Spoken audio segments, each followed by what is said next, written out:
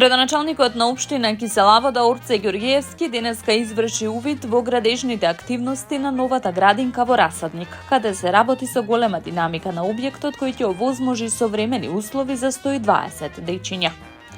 Со нејзината изградба, како и со објектот Верверичка, кој е во завршна фаза, и објектот во Постаница, целосно ќе се затворат листите на чекање за згрижување деца во градинките на територија на општина Кисела Вода.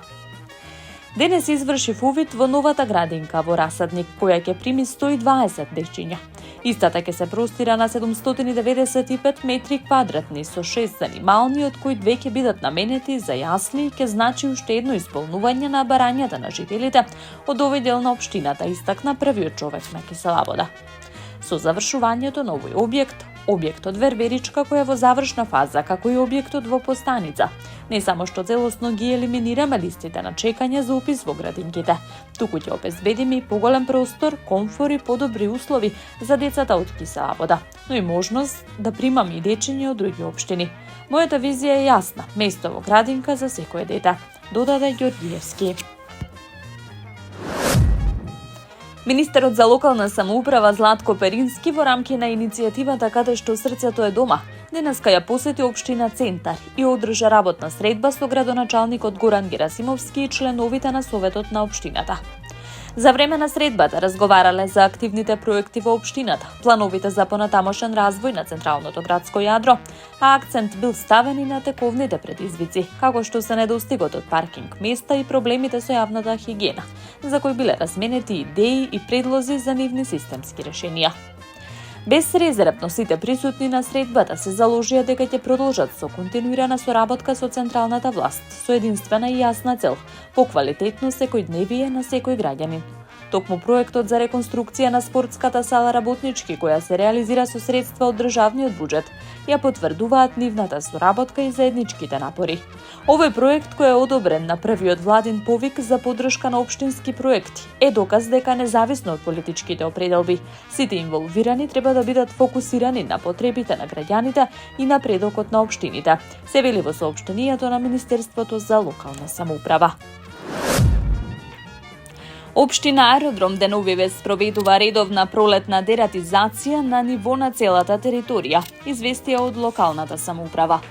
Со дератизацијата се опфатени 3000 шахти, со 9000 мамци, како и сите основни училишта и детски градинки. Есенската и пролетната дератизација представуваат мерка за заштита на населението од појава и ширење болести, што ги пренесуваат глодачите, велат надлежните од Аеродром. Општина Илинден работи на реконструкција и урбанизација на сите населени места со цел, како што велат оттаму, задоволување на потребите на сите граѓани. Деновиве израдувани беа најмалите жители на населеното место Мралино, каде што во употреба беа ставени 2 детски игралишта. Едното игралиште се наоѓа на дел од улицата 7, додека пак другото е во дворот на училиштето Ристо Крле. Во рамки на 2 детски игралишта се поставени реквизити: лулашки, клацкалки, лизгалки и фигури со конче, како и клупи и канти за отпадоци како неопходен и неизоставен дел за уредување и одржување на просторот.